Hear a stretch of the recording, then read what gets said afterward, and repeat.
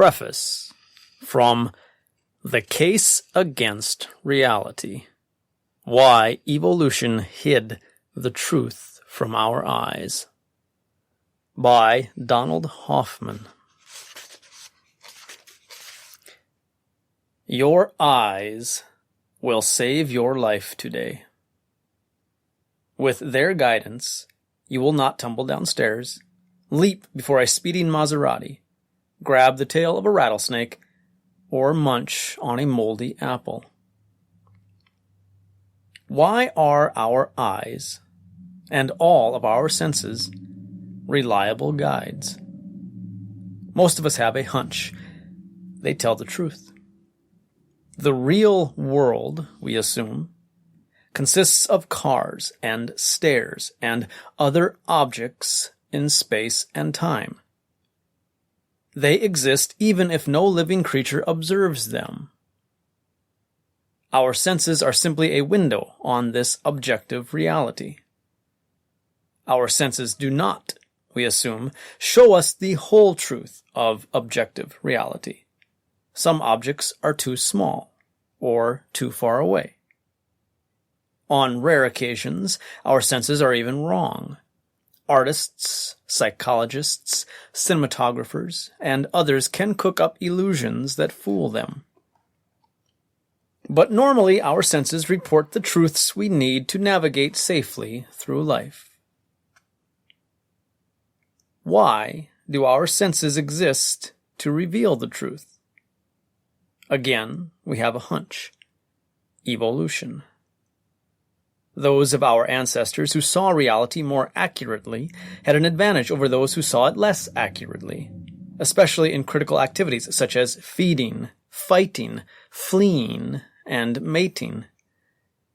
As a result, they were more likely to pass on their genes, which coded for more accurate perceptions. We are the offspring of those who, in each generation, saw objective reality more accurately. Therefore, we can be confident that we see it accurately. Our hunch, in short, is that truer perceptions are fitter perceptions. Evolution weeds out untrue perceptions. That is why our perceptions are windows on objective reality. These hunches are wrong. On the contrary, our perceptions of snakes and apples, and even of space and time, do not reveal objective reality. The problem is not that our perceptions are wrong about this or that detail. It's that the very language of objects in space and time is simply the wrong language to describe objective reality. This is not a hunch. It is a theorem of evolution by natural selection that wallops our hunches. The idea that our perceptions mislead us about objective reality, in whole or in part, has a long history. Democritus, around 400 before Christian era, famously claimed that our perceptions of hot, cold, bitter, sweet, and color are conventions, not reality. A few decades later, Plato likened our perceptions and conceptions to flickering shadows cast on the walls of a cave by an unseen reality. Philosophers ever since have debated the relation between perception and reality. The theory of evolution injects new rigor into this debate. How can our senses be useful? How can they keep us alive if they don't tell us the truth about objective reality? A metaphor can help our intuitions. Suppose you're writing an email, and the icon for its file is blue, rectangular, and in the center of your desktop. Does this mean that the file itself is blue, rectangular, and in the center of your computer? Of course not. The color of the icon is not the color of the file. Files have no color. The shape and position of the icon are not the true shape and position of the file. In fact, the language of shape, position, and color cannot describe computer files. The purpose of a desktop interface is not to show you the truth of the computer, where truth, in this metaphor, refers to circuits, voltages, and layers of software. Rather, the purpose of an interface is to hide the truth and to show simple graphics that help you perform useful tasks, such as crafting emails and editing photos. If you had to toggle voltages to craft an email, your friends would never hear from you.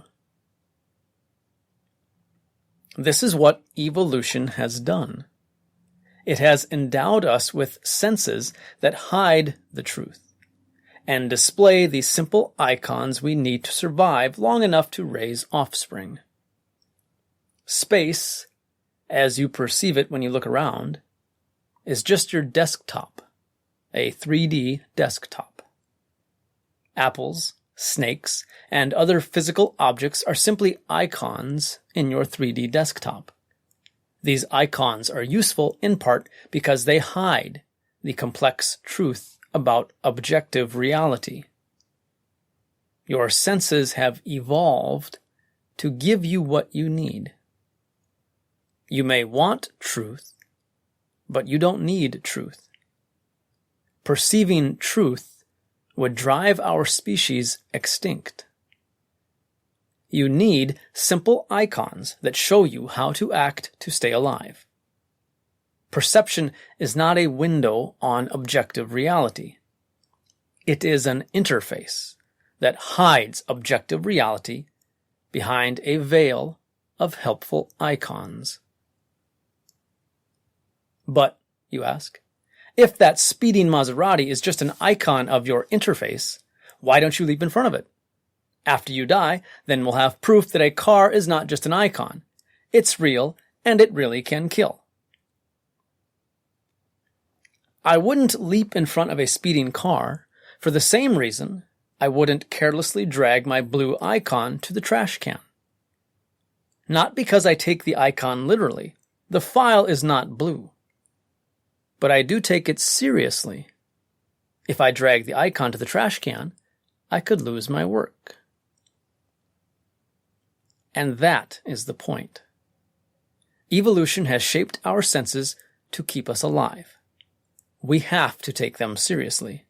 If you see a speeding Maserati, don't leap in front of it. If you see a moldy apple, don't eat it. But it is a mistake of logic to assume that if we must take our senses seriously, then we are required, or even entitled, to take them literally. I take my perceptions seriously, but not literally. This book is about why you should do the same, and why that matters. I explain why evolution hid objective reality and endowed us instead with an interface of objects in space and time. Together, we will explore how this counterintuitive idea dovetails with discoveries in physics that are equally counterintuitive. And we will examine how our interface works and how we manipulate it with makeup, marketing, and design. In Chapter 1, we confront the greatest unsolved mystery in science: your experience of the taste of dark chocolate, the smell of crushed garlic, the blare of a trumpet, the sensual feel of plush velvet, the sight of a red apple. Neuroscientists have found many correlations between such conscious experiences and brain activity. They have discovered that our consciousness can be split in half with a scalpel, and the two halves can have different personalities, with different likes, dislikes, and religious beliefs. One half can be an atheist, while the other believes in God. But despite all this data, we still have no plausible story about how brain activity might generate a conscious experience. This stunning failure suggests that we have made a false assumption. Hunting for a culprit led me to look more closely at how our senses are shaped by natural selection. A clear example of this shaping is our sense of beauty. We explore, in Chapter 2, beauty and attraction through the lens of evolution. When you glance at another person, you immediately and unconsciously pick up dozens of sensory clues and run them through a sophisticated algorithm forged by evolution that decides one thing: reproductive potential, the likelihood that this person could successfully raise offspring. Your algorithm, in a fraction of a second, summarizes its complex analysis with a simple feeling, ranging from hot to not. Through the course of this chapter, we examine specific clues of beauty in the human eye. Men are attracted to women with larger eyes, that have larger irises, larger pupils, slightly bluish scleras, the whites of the eyes, and distinctive limbal rings, the dark border between the iris and the sclera. What women want is more complex, and it's a fascinating story that we will examine more closely. As we survey our sense of beauty, we absorb key concepts of evolution, learn useful tricks to spiff up portraits, and explore the logic of natural selection, including the logic that tempts us to deceive others by spiffing up. Many experts in evolution and neuroscience claim that our senses evolved to report truths about objective reality, not the full spectrum of truth, just what we need to raise kids. We listen to these experts in Chapter 3. We hear from Francis Crick, who discovered, along with James Watson, the structure of DNA. In a series of letters that Crick and I exchanged a decade before his death, he argues that our perceptions match reality, and that the sun existed before anyone saw it. We hear from David Marr, a professor at MIT, who combined insights from neuroscience and artificial intelligence to transform the study of human vision. In his classic book, Vision, Marr contends that we evolved to see a true description of objective reality. Marr was my doctoral advisor until his death at age 35. He influenced my early ideas, and those of the entire field, on this topic. We hear from Robert Trivers, an insightful evolutionary theorist who maintains that our senses evolved to give us an accurate view of reality. Philosophers have long wondered, can we trust our senses to tell us truths about reality? Many brilliant scientists answer yes. We look, in Chapter 4, at the case for no. We encounter a startling fitness beats truth, FBT theorem, which states that evolution by natural selection does not favor true perceptions. It routinely drives them to extinction. Instead, natural selection favors perceptions that hide the truth and guide useful action. Without equations or Greek symbols, we explore the new field of evolutionary game theory, which allows Darwin's ideas to be transformed into precise mathematics that lead to this shocking theorem. We look at computer simulations of evolutionary games, which confirm the predictions of the FBT theorem. We find further confirmation from simulations of genetic algorithms, in which perceptions and actions co-evolve. The FBT theorem tells us that the language of our perceptions, including space, time, shape, hue, saturation, brightness, texture, taste, sound, smell, and motion, cannot describe reality as it is when no one looks. It's not simply that this or that perception is wrong. It's that none of our perceptions, being couched in this language, could possibly be right? At this point, our intuitions falter. How could our senses be useful if they don't report the truth? In Chapter 5, we aid our intuitions by exploring an interface metaphor. Space, time, and physical objects are not objective reality. They are simply the virtual world delivered by our senses to help us play the game of life. Well, you might say, if you claim that space, time, and objects are not objective reality, then you are straying into the turf of physics, and physicists will be happy to set you straight. In Chapter 6, we discover that eminent physicists admit that space, time, and objects are not fundamental. They're rubbing their chins red, trying to divine what might replace them. Some say that space-time, a union of space and time required by Einstein's theories of relativity, is doomed. They say that it is a hologram, made out of bits of information.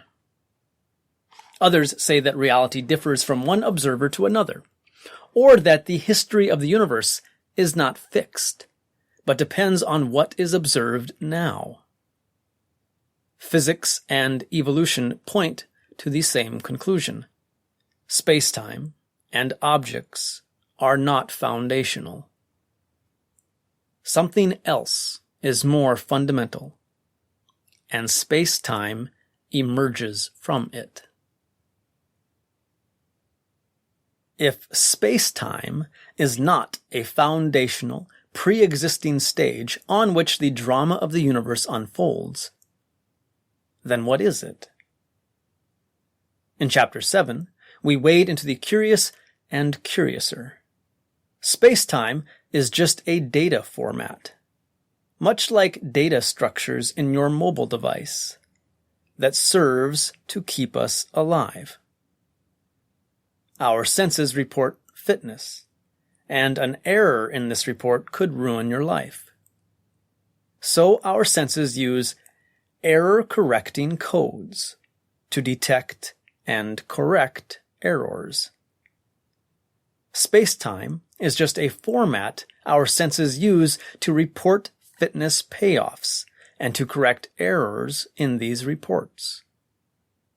To see how this works, we play with some visual illusions and catch ourselves in the act of correcting errors. Then we use these insights to have fun with clothing. We can manipulate the visual codes to help men and women look even better in their jeans by making careful alterations to stitches, pockets, finishes, and embroideries.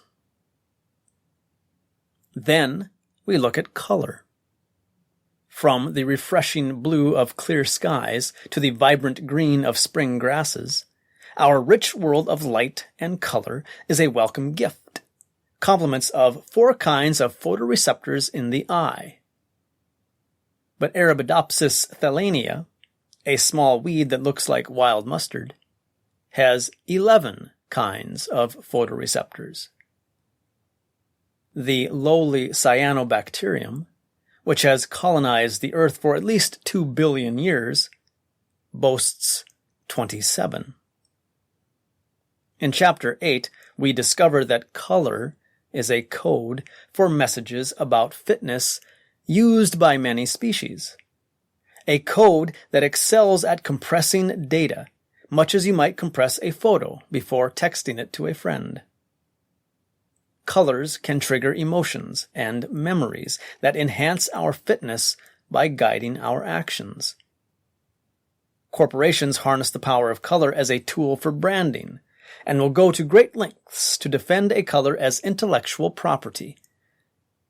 But as potent and evocative as color may be, chromatures, which are textured colors, prove far more versatile and powerful than colors alone, and for good evolutionary reasons. chromatures can be designed to trigger specific emotions and associations. If you understand our codes for fitness, then you can intelligently hack them for your benefit. But evolution is not done with our sensory codes for fitness. It still experiments with novel interfaces for our enterprising species. 4% of us are synesthetes, who perceive a world that differs from the norm. We meet Michael Watson, who felt with his hands what he tasted with his mouth. When he tasted spearmint, he felt tall, cold columns of glass. Angostura bitters felt like a scraggly basket of hanging ivy. Each taste had its own 3D object, which he created in the moment of taste and destroyed when he stopped tasting.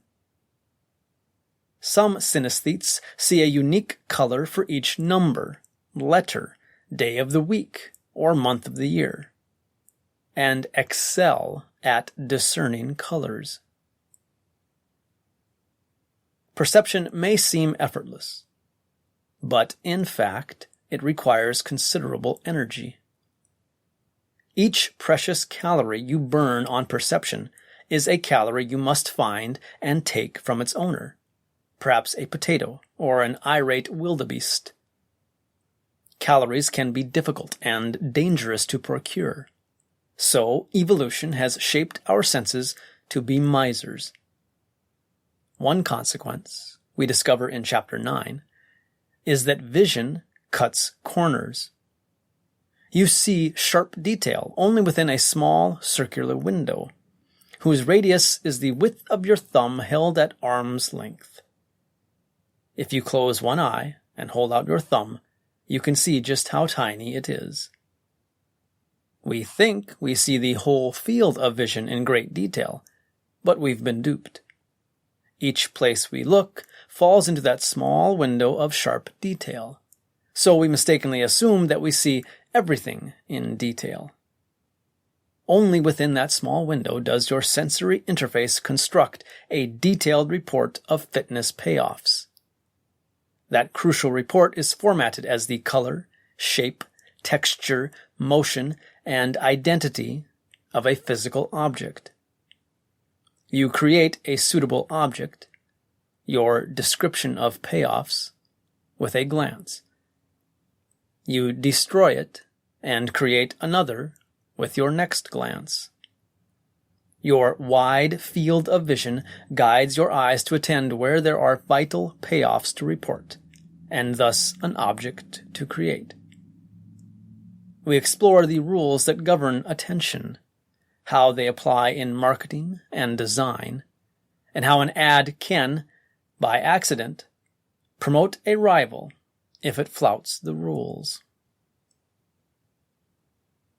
If our senses hide reality behind an interface, then what is that reality? I don't know. But in Chapter 10, we explore the idea that conscious experiences are fundamental. When you look at yourself in a mirror, you see skin, hair, eyes, lips, and the expression of your face. But you know that hidden behind your face is a far richer world. Your dreams, fears, politics, love of music, taste in literature, love of family, and experiences of colors, smells, sounds, tastes, and touches. The face you see is just an interface. Behind it is the vibrant world of your experiences, choices, and actions. Perhaps the universe itself is a massive social network of conscious agents that experience, decide, and act. If so, consciousness does not arise from matter. This is a big claim that we will explore in detail. Instead, matter and space-time arise from consciousness as a perpetual interface. This book offers you the red pill. If you can accept that the technology of virtual reality will one day create for you a compelling experience that is nothing like your experience when you take off the headset, then why be so certain that, when you remove the headset, you're seeing reality as it is? The purpose of this book is to help you take off the next headset, the one you didn't know you were wearing all along.